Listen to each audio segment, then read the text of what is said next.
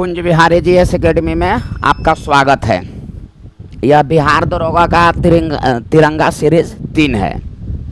Science paper का है। 1 और 2 बता चुके हैं। ये तिरंगा सीरीज 3 है। 1 और 2 आप देख लेंगे, उसका आप नोट्स बना लेंगे और एक बार मेरे साथ बोलेंगे, कुंज बिहारी हमारी शान है और हम कुंज बिहारी की जान है, क्योंकि कंटेंट ही हमारा बोलो पहचान है। अब यहाँ जो है ध्यान से देखिए,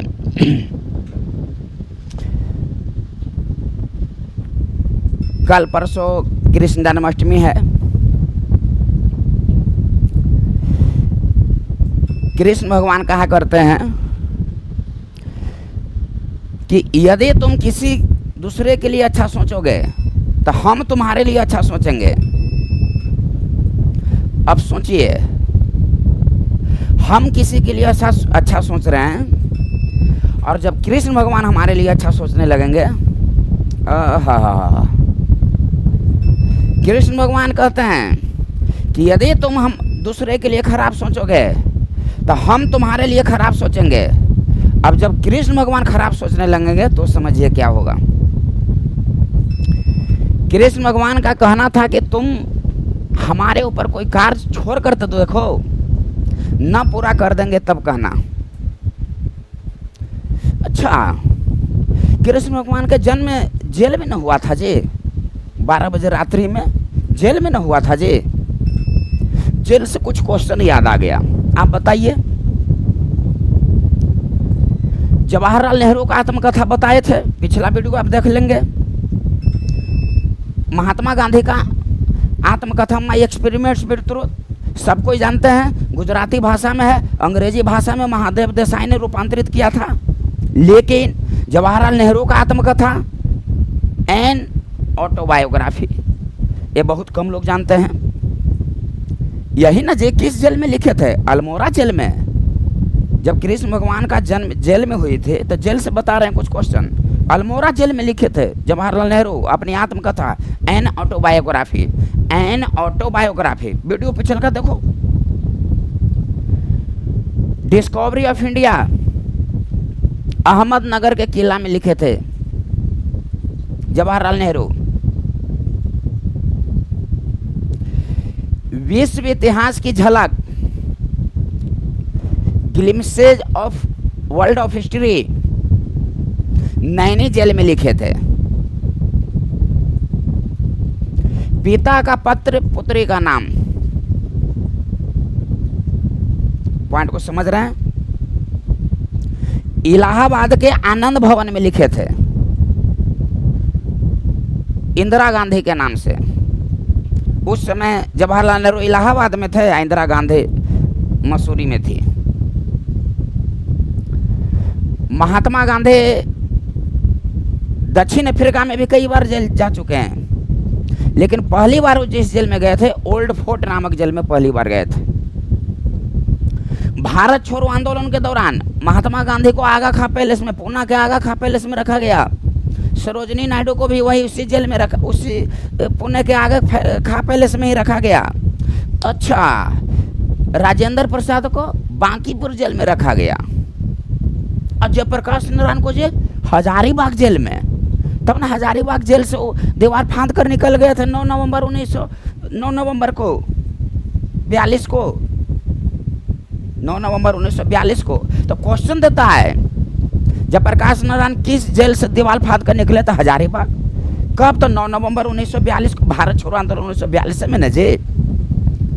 उस दिन कौन पर्व था? तो दीपावली। दीपावली ठंडे के दिनवा में न होता है जी, नवंबर में ना।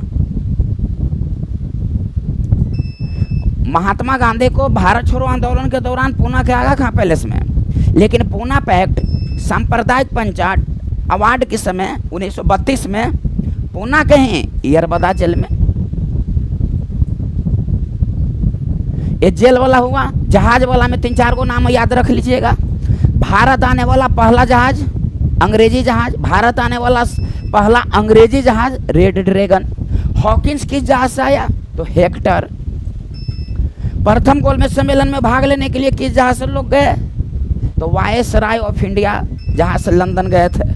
अब महात्मा गांधी द्वितीय गोलमेज सम्मेलन में भाग लिए, कांग्रेस का एकमात्र प्रतिनिधि।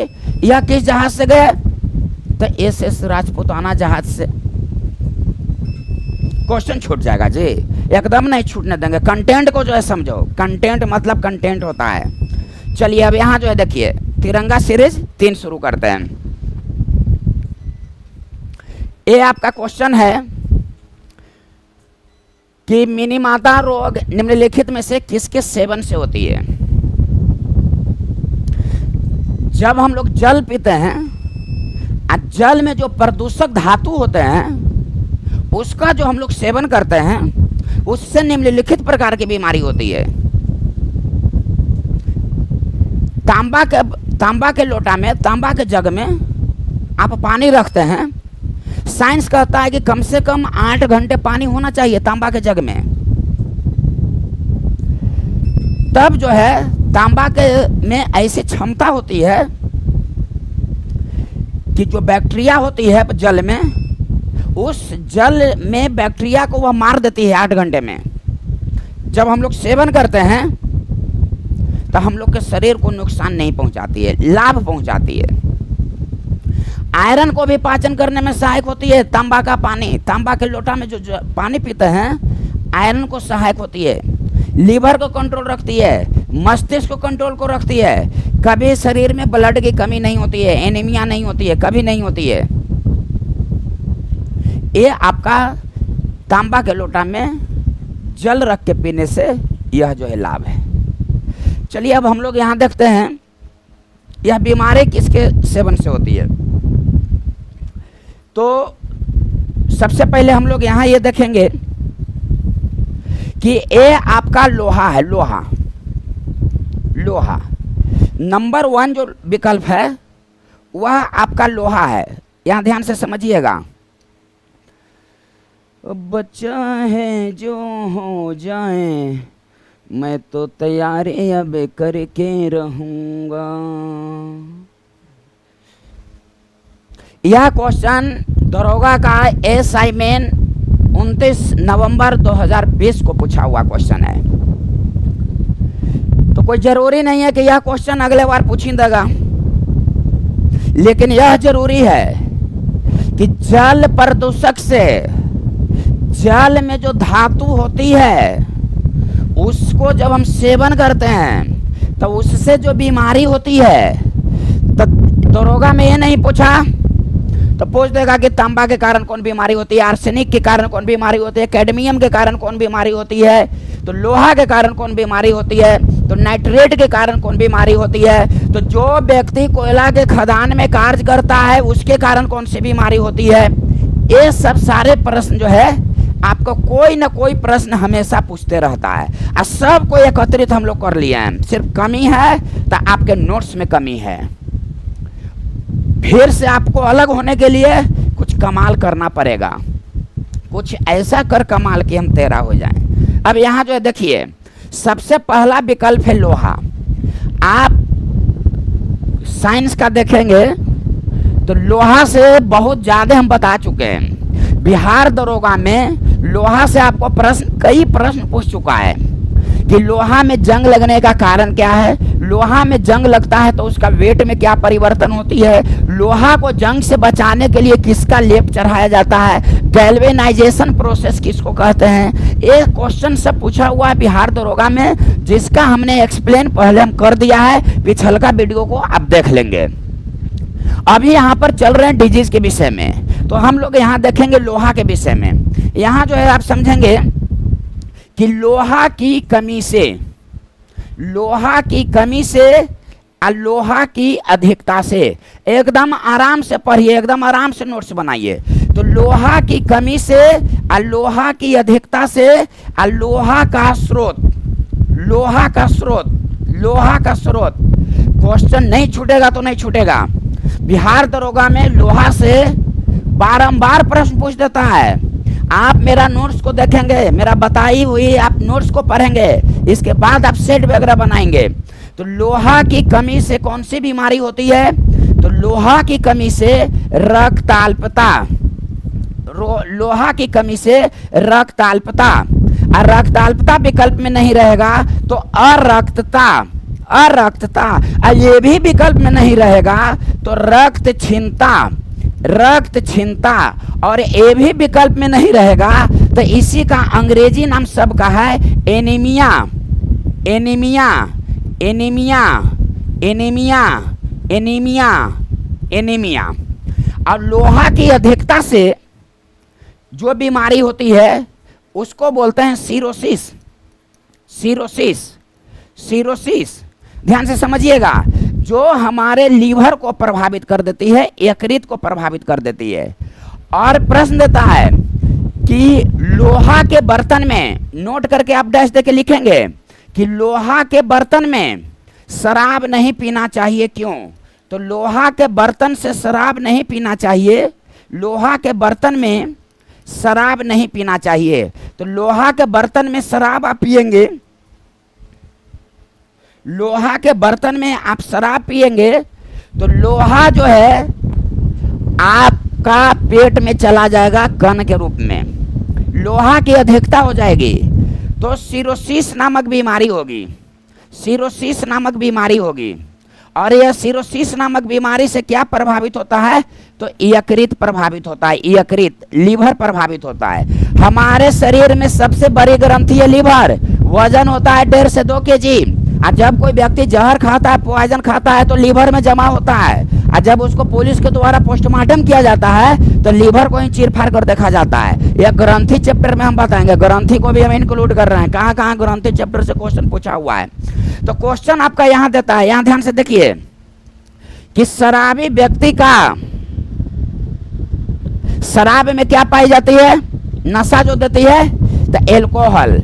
एल्कोहल में कौन एल्कोहल? यहाँ देखिए, एक होता है एथिल एल्कोहल, एक होता है एथिल एल्कोहल, एक होता है मेथिल एल्कोहल, मेथिल एल्कोहल जो बता रहे हैं। अच्छा एक बात बताइए जी, आपको कोई बीमारी होती है, डॉक्टर साहब के पास जाते हैं, दवाई वो लिखते हैं, मेडिकल में हम लोग दवाई लाने जाते हैं, तब मेडिकलवा में तो बहुत सारा दवाइयाँ रहता है, तो कोई उठा के खा लेते हैं, उस पर जो लिखा हुआ रहता है वही ना लेते हैं। यानी कि जो आपका जरूरी का है वही ना, आपके लिए क्या जरूरी है, क्या पढ़ना है, क्या नहीं पढ़ना है, यह एक अच्छा मुसाफिर बता रहा है। बीपीएससी दरोगा सहित 5 एग्जाम निकाल चुके हैं, एक अच्छा मुसाफिर है। मंजिल तो नहीं मिला, चलता रहूंगा पथ पर, चलने में माहिर बन जाऊंगा, या तो मंजिल मिल जाएगी या अच्छा मुसाफिर बन जाऊंगा। यहाँ जो है देखो, शराब में कौन अल्कोहल होती है? तो एथिल अल्कोहल होती है, यही एथिल अल्कोहल शराब में होती है। यह जो मेथिल अल्कोहल होती है इसको वुड अल्कोहल कहा जाता है, वुड अल्कोहल। वुड अल्कोहल का मतलब क्या हुआ जी? तो वुड अल्कोहल का मतलब हुआ, वुड मतलब होता है लकड़ी, यानी कि गलती से लड़की मत लिख देना, लकड़ी, यानी कि लकड़ी के भंजक आसवन से जो प्राप्त होता है अल्कोहल उसको मेथिल अल्कोहल कहते हैं। Number 1 point. नंबर 2 पॉइंट, आपका क्वेश्चन पूछता है कि कौन अल्कोहल का सेवन करने से व्यक्ति अंधापन का शिकार हो जाता है। ये सब क्वेश्चन ना देख लूंगे जी, एकदम धराले से मिलवा होवे जी, लेकिन इसको हम एक जगह बता दिए हैं, नोट्स पढ़ लो, समय तो लगेगा लेकिन मजबूत आप बन जाओगे। शराब में कौन अल्कोहल? तो ethyl alcohol, would alcohol, methyl alcohol. अब अंधापन किसके कारण हो जाता है? तो मेथिल अल्कोहल। स्पिरिट में कौन अल्कोहल पाया जाता है? तो स्पिरिट में भी पाया जाता है मेथिल अल्कोहल। चलिए इसको नोट लिख लीजिएगा। अब यहाँ पर हम चलते हैं आगे, आगे आपका क्या क्वेश्चन पूछता है से यहाँ जो है चलते हैं, क्या क्वेश्चन पूछता है से। अब बचा है जो हो जाए, अब तो बर्दे लेके रहूंगा। लोहा की कमी से कौन बीमारी? रक्ताल्पता।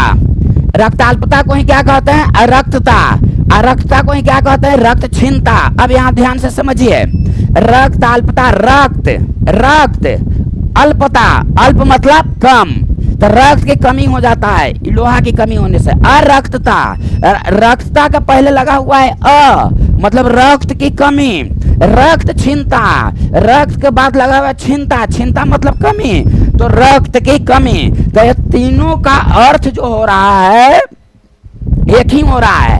अब इसको अंग्रेजी में बोलते हैं एनीमिया, एनीमिया इसको अंग्रेजी में बोलते हैं, यानी कि चारों जो है एक ही चीज है। दिमाग में रखेंगे। लेकिन लोहा की अधिकता से सिरोसिस। और जब कोई व्यक्ति शराब पीता है तो उससे भी कौन बीमारी होती है? सिरोसिस। और कहाँ होती है? तो लीवर में, लीवर में, लीवर में। और लीवर में होती है तो सिरोसिस में क्या होता है कि लीवर में घाव हो जाता है, लीवर में घाव हो जाता है। ज्यादा शराब पीने से लीवर में घाव हो जाता है, उसको बोलते हैं सिरोसिस। लीवर कैंसर भी होने की संभावना होती है, लीवर में घाव हो जाती है, इसको बोलते हैं सिरोसिस। लोहा के कमी से ये बीमारी और लोहा की अधिकता से सिरोसिस बीमारी।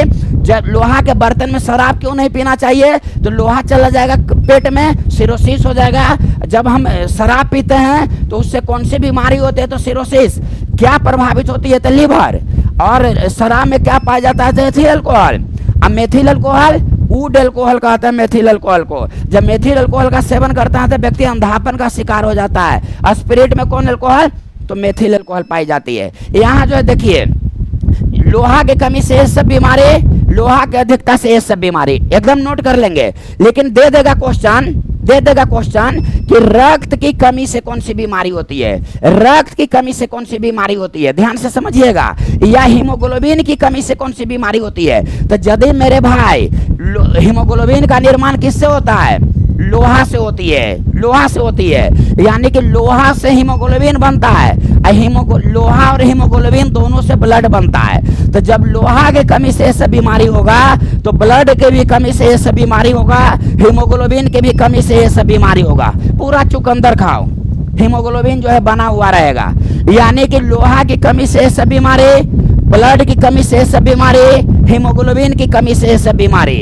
यदि कोई एग्जाम में दे देगा कि रक्त की कमी से जो बीमारी होती है उसको क्या कहते हैं? तो ये सब बीमारी। यदि दे देगा कि लोहा की कमी से तो ये सब, और यदि प्रश्न में लोहा न देगा ब्लड देगा तो ये सब, और यदि प्रश्न में लोहा न देगा न ब्लड देगा हीमोग्लोबिन देगा तो ये सब बीमारी होती है। यानी कि आंसर एक ही, क्वेश्चन है 3 गो। एगो नंबर 1 लोहा, नंबर 2 रक्त और नंबर 3 हीमोग्लोबिन। यानी कि हीमोग्लोबिन की भी कमी से यही, रक्त की भी कमी से यही, लोहा के भी कमी से यही। यानी कि जैसा क्वेश्चन जैसा आप जवाब देंगे। अब यहाँ पर देखेंगे, आप लोग देखे होंगे, क्या देखे होंगे? यहाँ जो है देखिए, अब बच्चा है जो हो जाए। यहाँ देखिए, हरा सब्जी, पालक मुख्य रूप से किसका स्रोत है? तो लोहा का।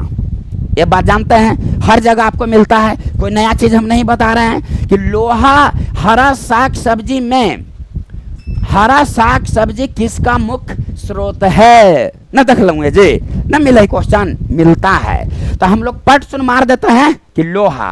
हरा साग सब्जी पालक, हरियर न हो भाई जी, तो हरा साग सब्जी पालक में मुख्य स्रोत किसका है? तो लोहा का। लेकिन क्वेश्चन दे देते कि लोहा सबसे अधिक किस में पाई जाती है? तो मेथी में। यहाँ पर गड़बड़ाइया मत, हरा साग सब्जी लोहा का मुख्य स्रोत है, यह नहीं कि लोहा सबसे अधिक पाई जाती है।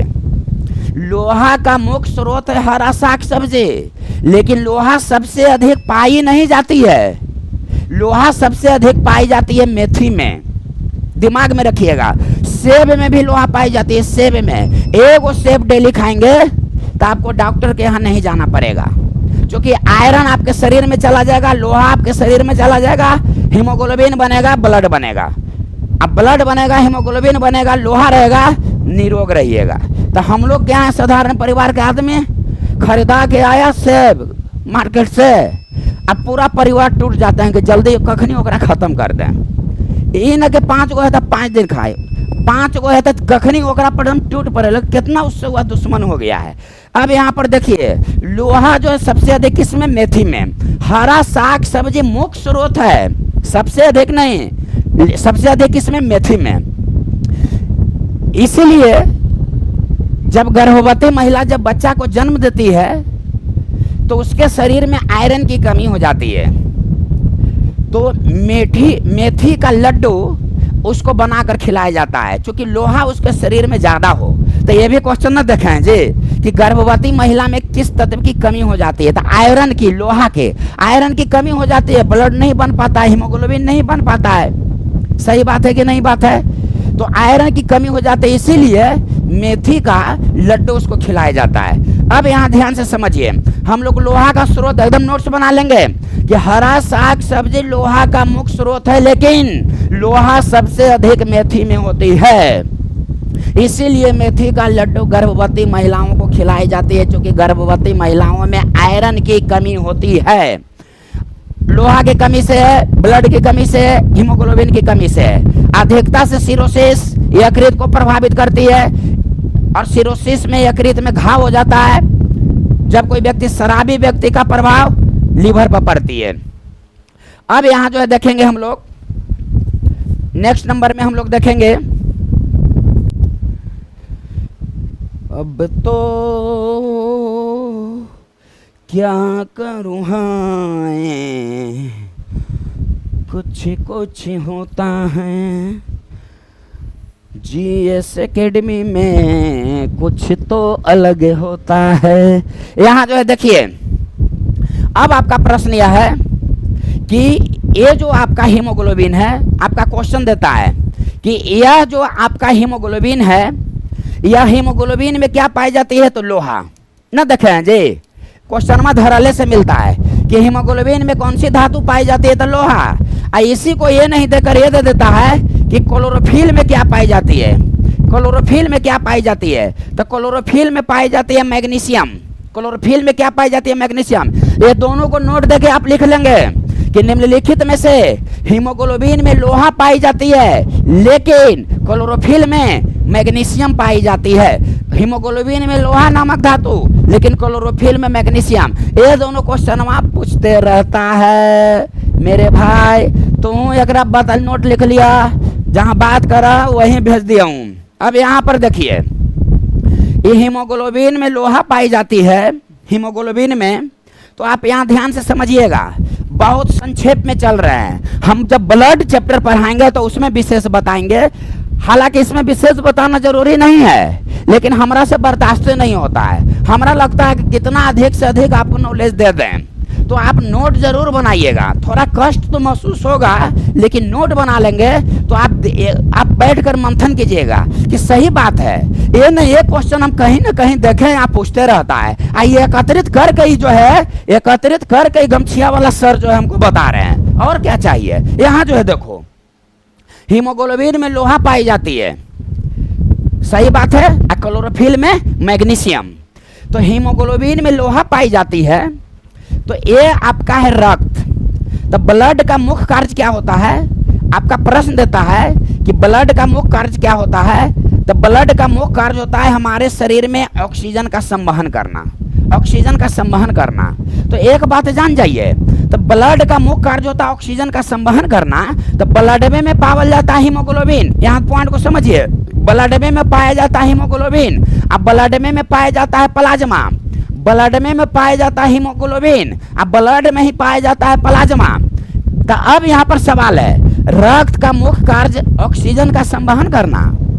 ए तू जाना है, अब तो सोनू बाबू जाना है तुम, तो रिजल्टवा किन कराता है, रिजल्टवा किन कराती से यहाँ देख।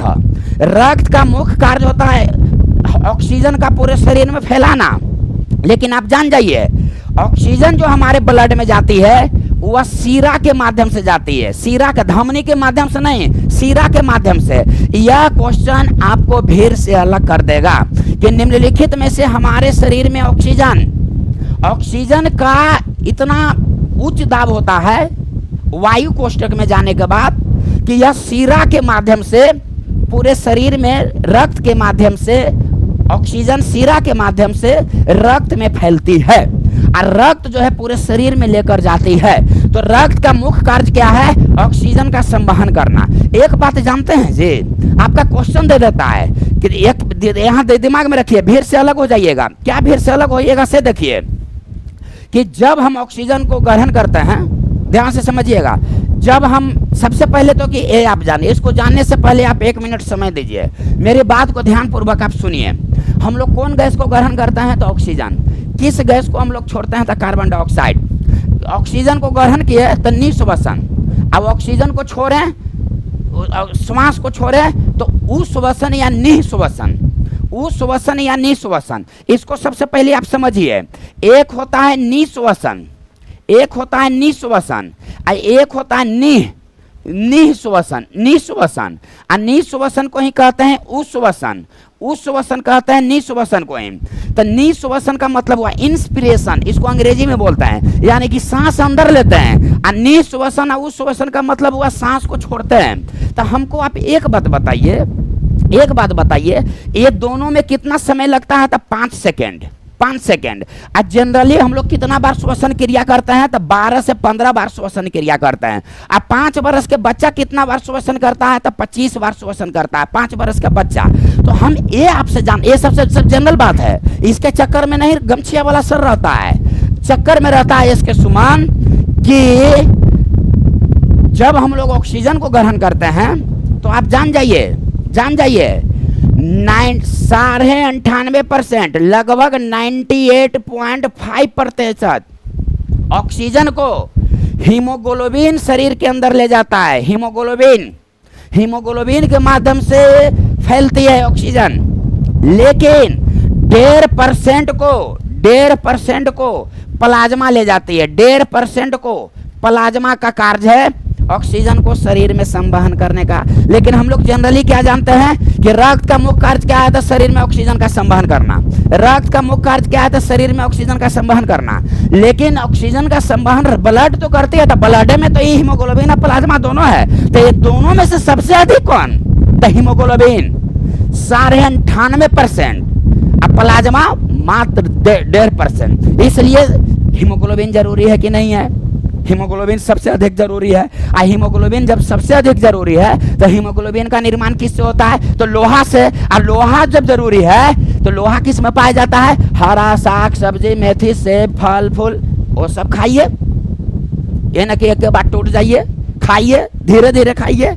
अब यहाँ ध्यान से समझिए, ये आपका हो गया हीमोग्लोबिन में लोहा पाई जाती है, क्लोरोफिल में मैग्नीशियम। रक्त का मुख्य कार्य ऑक्सीजन का संवहन करना, लेकिन 98% ऑक्सीजन का संवहन हीमोग्लोबिन करती है, मात्र 1.5% प्लाज्मा करती है। यह क्वेश्चन पूछ देता है कि निम्नलिखित में से हमारे शरीर में ऑक्सीजन का संवहन सबसे अधिक करती है। लेकिन हम लोग का पढ़ के गला है कि रक्त का मुख्य कार्य है, लेकिन क्वेश्चन में क्या दे रहा है कि ऑक्सीजन का संवहन सबसे अधिक करती है। और बात करा लगल रहा दिन रात फोन पर। निःश्वसन, निःश्वसन 5 सेकेंड का 12 से 15 बार, 5 वर्ष का बच्चा 25 बार श्वसन क्रिया करता है। अब हम लोग जो श्वसन क्रिया करते हैं वह ऑक्सी श्वसन होता है। ऑक्सीजन की उपस्थिति में जो होता है सो ऑक्सी श्वसन होता है। अब बिना ऑक्सीजन की उपस्थिति में होता है उसको अनऑक्सी श्वसन कहते हैं। जैसे में जितने भी कीटाणु जीवाणु कवक है सब जो है बिना ऑक्सीजन की उपस्थिति में श्वसन क्रिया करता है। अब हम लोग ऑक्सीजन की उपस्थिति में करते हैं। तो जब हम लोग ऑक्सीजन की उपस्थिति में श्वसन क्रिया करते हैं तो उससे जो ऊर्जा बनती है एटीपी के रूप में, एटीपी के रूप में। अब क्वेश्चन दे देता है एडिनो ट्राइफॉस्फेट, एटीपी का फुल नेम होता है। अब वह कितना एटीपी बनाता है? 38 एटीपी। एक खाली कथा न सुनिए, सत्यनारायण बाबा का नोट्स बनाइए कि श्वसन क्रिया के दौरान कितना एटीपी का निर्माण होता है? तो 38। ऊर्जा जो बनती है किस रूप में? तो एटीपी के रूप में। एटीपी का फुल नेम क्या होता है? तो एडिनो ट्राइफॉस्फेट।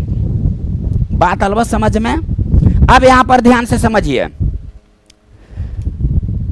तुझको ना देखो तो जी घबराता है, अब तो एग्जाम है, अब तो मन नहीं लगता है।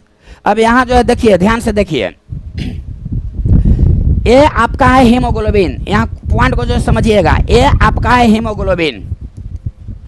तो जब हम हीमोग्लोबिन है हमारे ब्लड में, हीमोग्लोबिन में लोहा है, तो जब हम लोग ऑक्सीजन को ग्रहण करते हैं तो हीमोग्लोबिन का संकेत होता है Hb, और जब हम लोग ऑक्सीजन को ग्रहण करते हैं तब बन जाता है HbO2। HbO2 का मतलब क्या होता है? Oxy haemoglobin. HbO2 का मतलब क्या होता है? Oxy haemoglobin. अब यहाँ ध्यान से समझिए, यह ऑक्सी हीमोग्लोबिन, हीमोग्लोबिन और ऑक्सी हीमोग्लोबिन, ध्यान से समझिएगा। अब यहाँ ध्यान से समझिए, हीमोग्लोबिन, हीमोग्लोबिन नोट बना लेना, ध्यान से समझो। Haemoglobin, oxy haemoglobin, oxy haemoglobin और रक्त। यहाँ ध्यान से समझिए, रक्त को थोड़ा सा रोको। अब यहाँ जो देखो हीमोग्लोबिन, ऑक्सी हीमोग्लोबिन मतलब कि ऑक्सीजन मिल गया, और CO2 युक्त हीमोग्लोबिन, CO2 युक्त हीमोग्लोबिन। अब यहाँ ध्यान से समझो, नोट्स बना लेना, सब क्वेश्चन भीड़ से अलग हो जाइएगा, क्वेश्चन का स्टैंडर्ड धीरे धीरे बढ़ा रहे हैं। हीमोग्लोबिन का रंग कैसा होता है? तब बैंगनी। अब बच्चा है जो हीमोग्लोबिन का रंग कैसा होता है? तब बैंगनी। और बात करा, हमने सबको चीज जाना हो कि रक्त का रंग कैसा होता है? तो लाल। अब पूरा डर आई थे कि बड़े हम जाना है, बड़े हम पढ़ ले है। जो हीमोग्लोबिन जो है का रंग कैसा होता है? तो बैंगनी। ऑक्सी हीमोग्लोबिन, जब हम लोग ऑक्सीजन को ग्रहण कर लिए तो ऑक्सी हीमोग्लोबिन का रंग कैसा होगा? ध्यान से समझिएगा, तो चमकदार लाल, चमकदार लाल।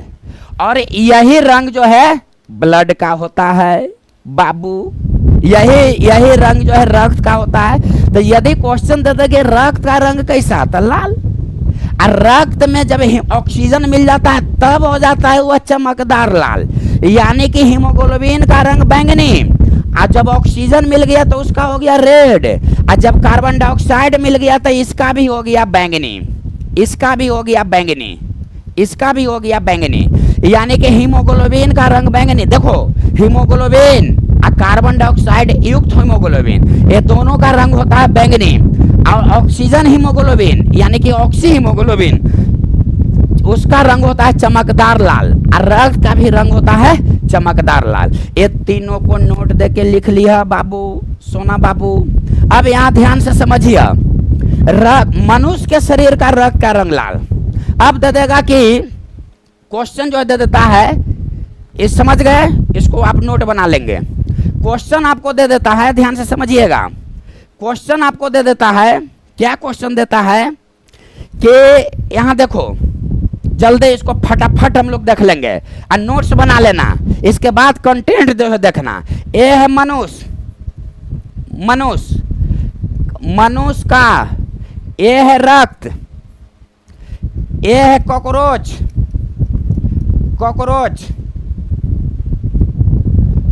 और ये है ऑक्टोपस, ये है ऑक्टोपस। ये है रक्त का रंग, रक्त का रंग, ध्यान से समझिए, ये है रक्त का रंग। और इसको जो है देखिए,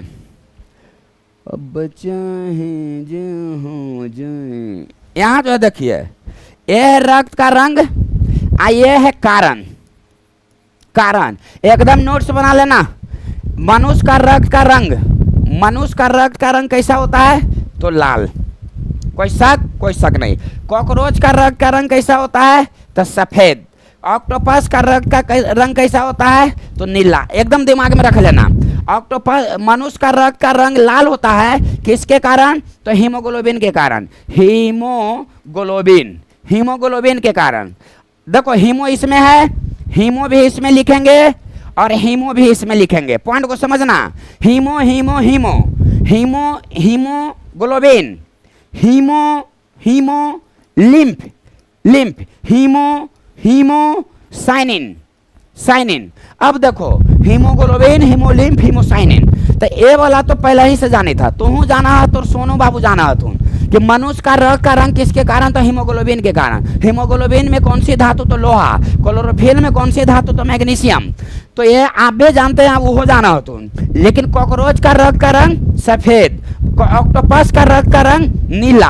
अब यहाँ पर गौर करना, ये तो पहले ही से जानी था, ये तो पहले ही से जानी था, इसके सुमन से भेंट होवे से पहले ही से जानी था, इहो जाना होगा, ऐसा बात ना है। एगो हम ही 30 मार खानी है, लेकिन अच्छा मुसाफिर है। अब यहाँ देखो, कॉकरोच का रक्त का रंग सफेद, ऑक्टोपस का रक्त का रंग नीला। अब ये दोनों में से कोई एगो याद हो जाते, एगो ऑटोमेटिक नहीं याद हो जाती जी।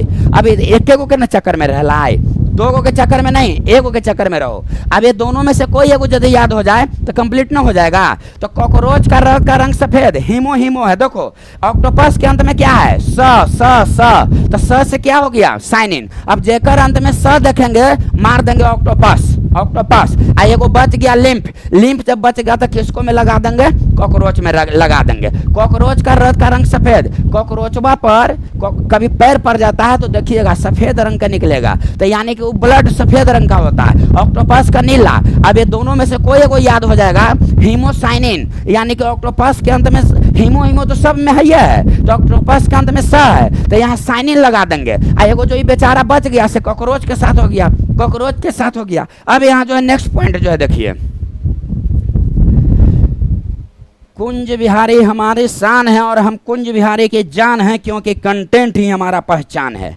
अब यहाँ जो है देखिए, अब आपका प्रश्न जो है पूछता है कि मध्य प्रदेश पुलिस में पूछा हुआ क्वेश्चन है, जब हम क्वेश्चन को अध्ययन कर रहे थे, तो कि वायुमंडल में नाइट्रोजन पाई जाती है 78%, ऑक्सीजन लगभग 21%, कार्बन डाइऑक्साइड लगभग होती है 0.03%।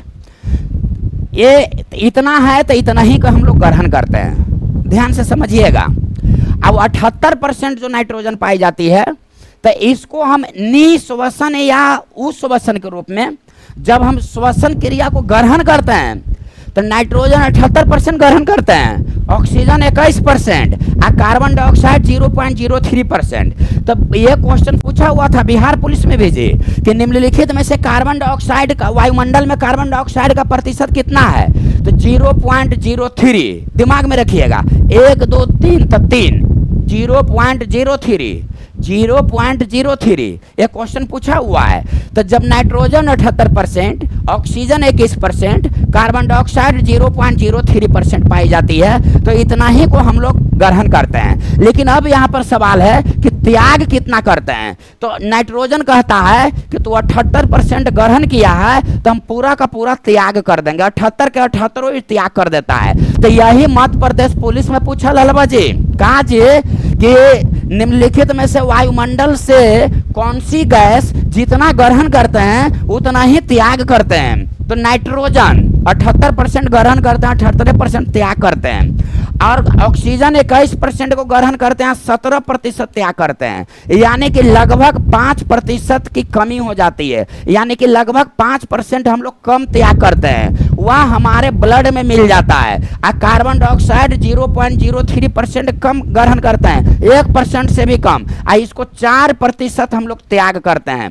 तो यह क्वेश्चन को आप जनरल क्वेश्चन को सिर्फ जनरल में मत मानिए, जनरल क्वेश्चन को पढ़ के मत जाइए, भीड़ से आप अलग नहीं हो पाइएगा। कोई एग्जाम में अनपढ़ जितना भी दरोगा में बैठता है 5-7 लाख, वो अनपढ़ नहीं बैठता है, सब पढ़ा लिखा हुआ तैयारी किया हुआ बैठता है, 2-4 नंबर से आगे पीछे होता है। और 2-4 नंबर कौन क्वेश्चन से, जो सब जाने वो जानिए, जो बहुत कम लोग जाने वो जानिए। तो इसको आप दिमाग में रख लेंगे, नाइट्रोजन 78% को ग्रहण करेंगे तो उतना ही त्याग करेंगे, 21% ऑक्सीजन को ग्रहण करते हैं, 17% को त्याग करते हैं, 5% रख लेते हैं। वायुमंडल में कार्बन डाइऑक्साइड का प्रतिशत कितना होता है, तो 0.03%, और त्याग कितना करते हैं, तो 4% त्याग करते हैं। कंप्लीट मतलब कंप्लीट। चलिए अब आगे जो है देखिए, अब अगला पॉइंट क्या है से देखिए।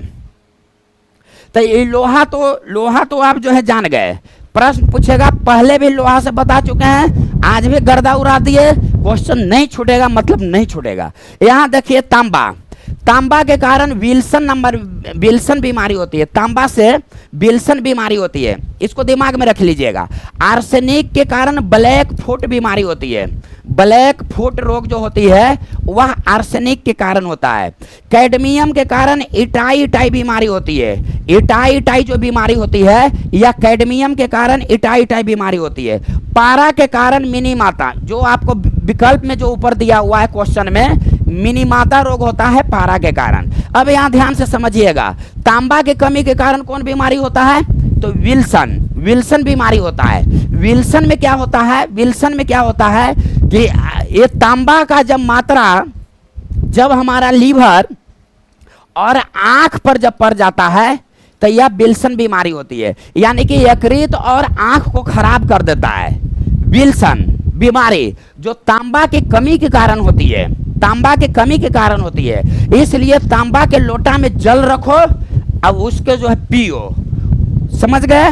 लीवर सही रहेगा, हीमोग्लोबिन की कमी नहीं होगी, ब्लड मजबूत रहेगा, ब्लड हमेशा बना हुआ रहेगा, माइंड सही रहेगा, कई प्रकार के रोग में कार्य करता है मेरे भाई।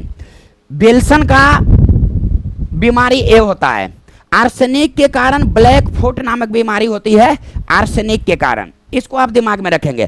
कैडमियम के कारण इटाई नामक बीमारी होती है, इसको आपका ई किस से संबंधित बीमारी है, तो यह हड्डी से संबंधित बीमारी है, यह जो है हड्डी रोग से संबंधित बीमारी है कैडमियम। यानी कि कैडमियम के कारण इटाई रोग, ये सब जितना भी है न कहीं पूछल है जी, सब जगह यह कहीं ना कहीं पूछा हुआ है। लेकिन क्वेश्चन आप अलग कैसे होइएगा, अलग इस मामले में होइएगा कि क्वेश्चन देता है कि निम्नलिखित में से कैडमियम संबंधित है, तो हड्डी रोग से संबंधित है, हड्डी रोग से कैडमियम संबंधित है। इटाई यानी कि इटा न पढ़बा,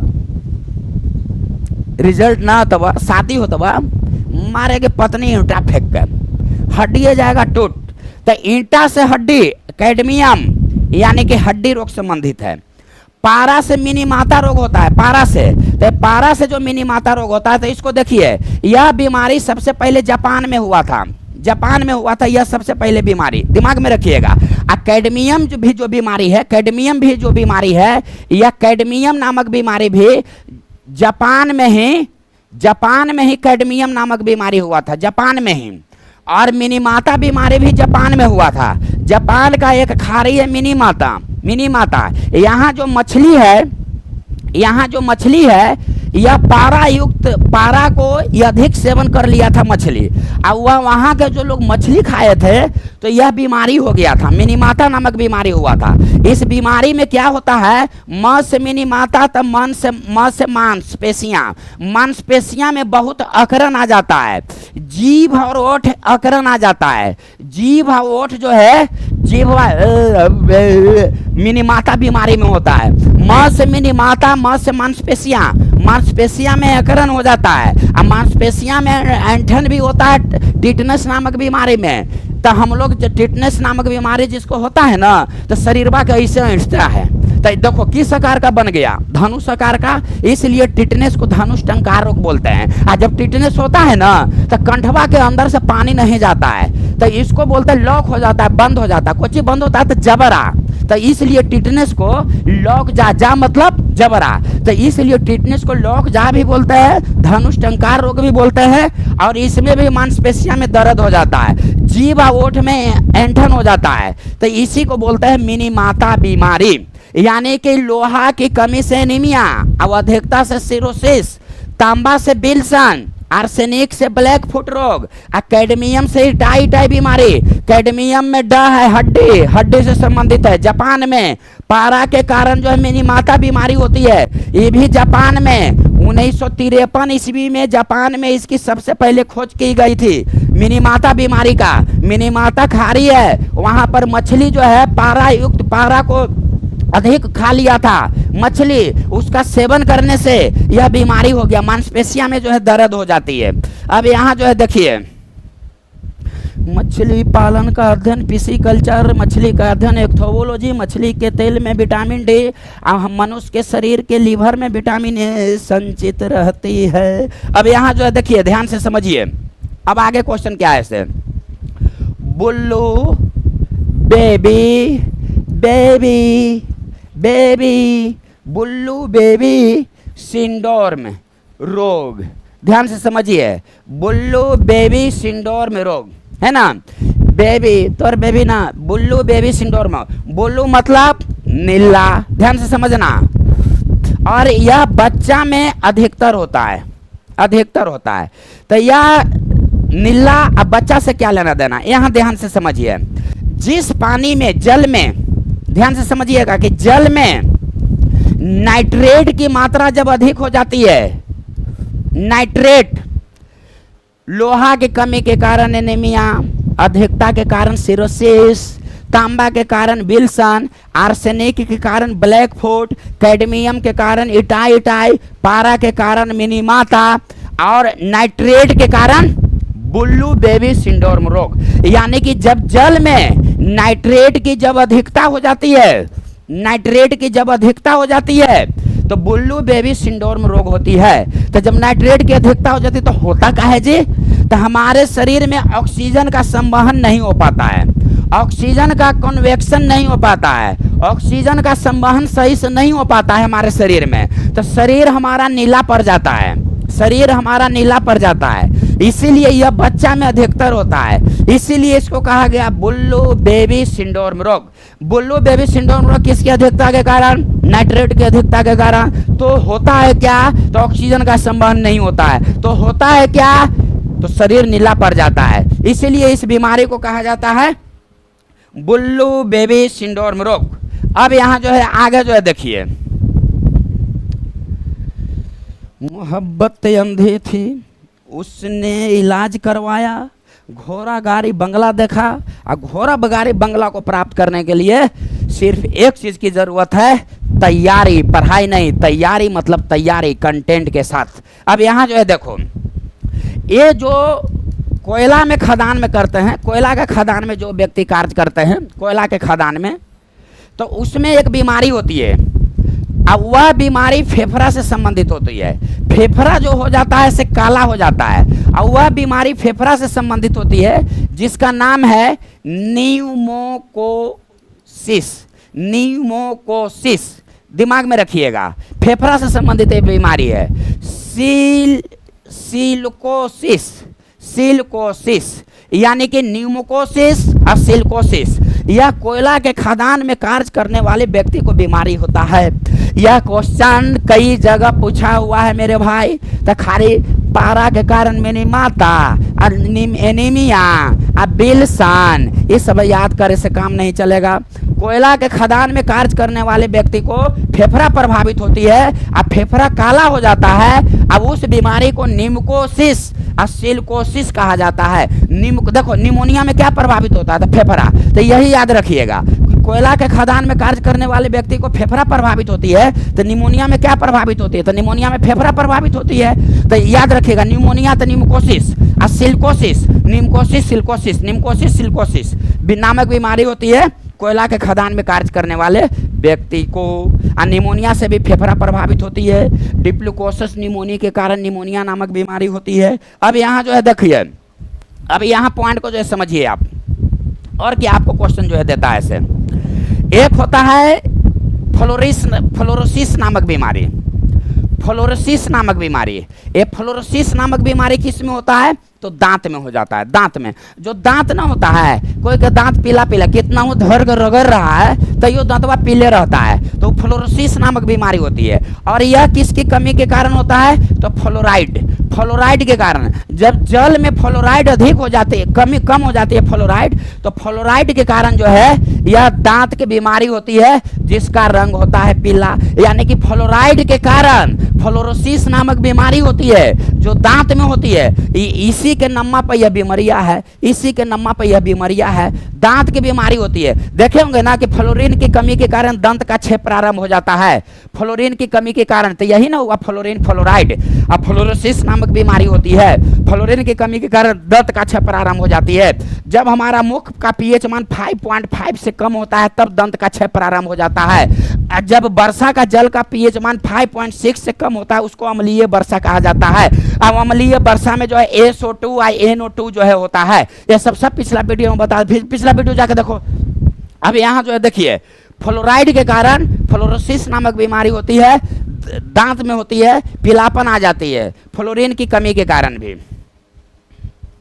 अब कंटेंट कितना दीजिएगा SK सुमन, अब छोड़िए, अब नोट्स बनाने दीजिए। तो नोट्स बनाने वाला कह रहा है जी कि बात करे लागे कह रहा है, बहुत देरी हो गया इसलिए, है ना।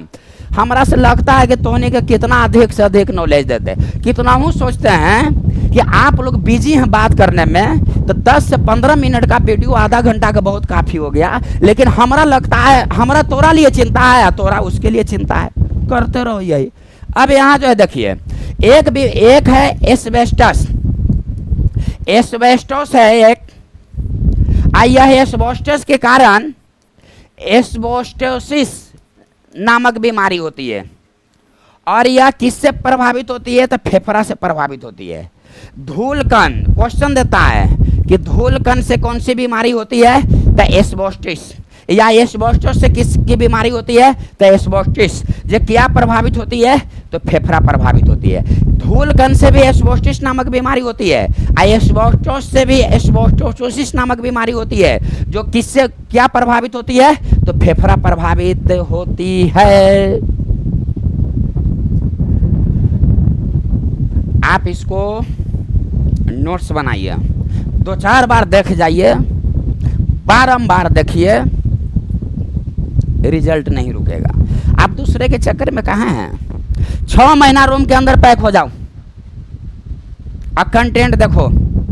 आने वाला जो एग्जाम है, प्रश्न आपको नहीं छूटेगा। कोई भी बिंदु को धारा प्रवाह बोलते रह जाते हैं, कुछ तो है बात। सही बात है। 10 मिनट 15 मिनट का वीडियो आप लोग देखने के लिए तत्पर होते हैं। कंटेंट को समझिए, कंटेंट को। जल्दीबाजी देखकर आपको क्या करना है? आप ये सोचिए कि ये जो बता रहे हैं हमको कंप्लीट हो रहा है या नहीं हो रहा है। ऐसे हम खाली बोलते नहीं जा रहे हैं, आप लोग को याद कराने की कोशिश कर रहे हैं। सही बात है कि नहीं बात है? इसलिए अब अगले वीडियो में मिलते हैं। एक बात दिमाग में रखिएगा, मोहब्बत ने आँख की जांच करवाई। बताओ क्या देखा? गाड़ी घोड़ा बंगला। इसके लिए फिर आपको क्या करना पड़ेगा? एक ही चीज, तैयारी। बाकी सोचते रह जाओगे, कुछ नहीं होने वाला है। हम तो पहले ही बोल दिए, मंजिल मिल जाएगा या नहीं तो मुसाफिर बन जाएगा। माइंड में रखिए। लेकिन मंजिल ही 99% चांस है कि मिलेगा। 1% तो आपकी किस्मत को हम नहीं जानते हैं। क्यों 99% चांस है? क्योंकि उस रास्ते से हम गुजर गए हैं। हमको मालूम है क्या बताना है, क्या नहीं बताना है, क्या पढ़ाना है, क्या छोड़ना है। तो एक साथ बोलो, कुंज बिहारी हमारी जान है और हम कुंज बिहारी की शान है, क्योंकि कंटेंट ही हमारा पहचान है। राधे राधे दोस्तों।